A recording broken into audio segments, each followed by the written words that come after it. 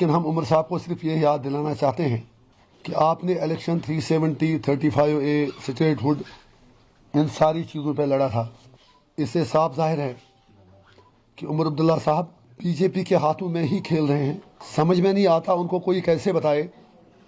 अगर अमित शाह जी का गला सूख गया कहते कहते कि मैं स्टेटहुड वापस दे रहा हूँ, प्राइम मिनिस्टर ने भी कहा, तो उमर साहब क्यों वही चीज़ उनको आगे मांगने के लिए कह रहे हैं?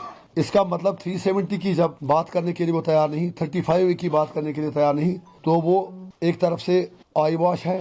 कुछ लग रहा है कि कोई खिचड़ी पक रही है या पक्की हुई है पहले से ही एनसी और बीजेपी के बीच।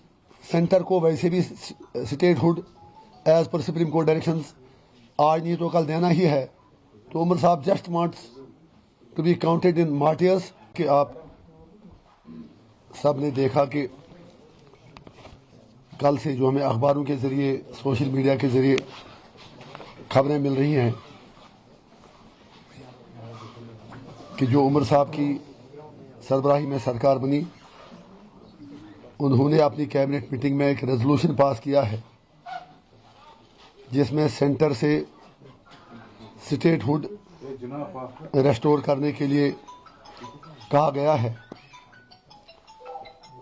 और ये भी खबरें गश्त कर रही हैं कि आप उमर साहब यूनियन गवर्नमेंट से टाइम सीक कर रहे हैं ताकि वो कैबिनेट की resolution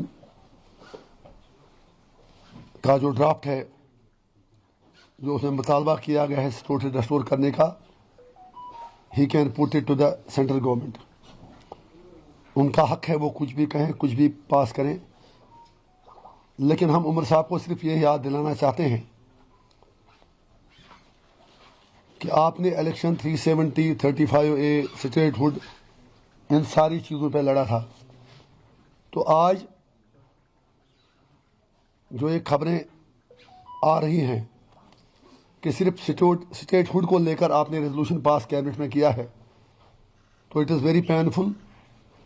it means departure from the principle stand of his party. इससे साफ जाहिर है कि उमर अब्दुल्ला साहब बीजेपी के हाथों में ही खेल रहे हैं। समझ में नहीं आता उनको कोई कैसे बताए। अगर अमित शाह जी का गला सूख गया कहते कहते कि मैं स्टेटहुड वापस दे रहा हूँ, प्राइम मिनिस्टर ने भी कहा, तो उमर साहब क्यों वही चीज़ उनको आगे मांगने के लिए कह रहे हैं? अच्छी बात है वो कहें, हमें कोई ऑब्जेक्शन नहीं है, बिल्कुल हम उनके साथ हैं। लेकिन वो आधी चीज़ ही क्यों कह रहे हैं? सिर्फ वही क्यों कह रहे हैं जो बीजेपी देने को तैयार है? इसका मतलब 370 की जब बात करने के लिए वो तैयार नहीं, 35A की बात करने के लिए तैयार नहीं, तो वो एक तरफ से आई वॉश है। जिस एजेंडे पे उन्होंने इलेक्शन लड़ा उससे डिवेट हो रहे हैं। और दूसरा, कुछ लग रहा है कि कोई खिचड़ी पक रही है या पक्की हुई है पहले से ही एनसी और बीजेपी के बीच। आंख मचोली का खेल खेला जा रहा है। सेंटर को वैसे भी statehood as per Supreme Court directions आज नहीं तो कल देना ही है। तो उमर साहब just wants to be counted in martyrs. Statehood की बात करके वो बाकी जो मेन इश्यूज़ हैं उनसे भागना चाहते हैं।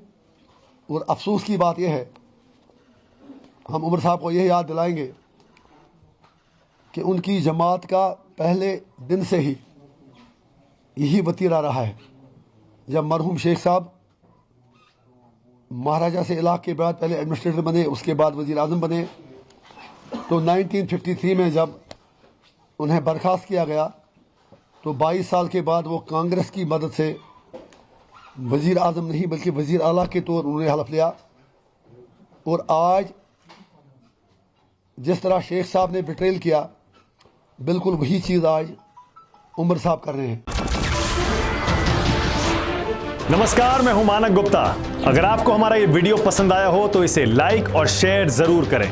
और हां, हमें सब्सक्राइब और फॉलो करना ना भूलें ताकि आप देश और दुनिया की कोई खबर मिस ना करें। तो जुड़े रहिए हमारे साथ और देखते रहिए न्यूज़ 24।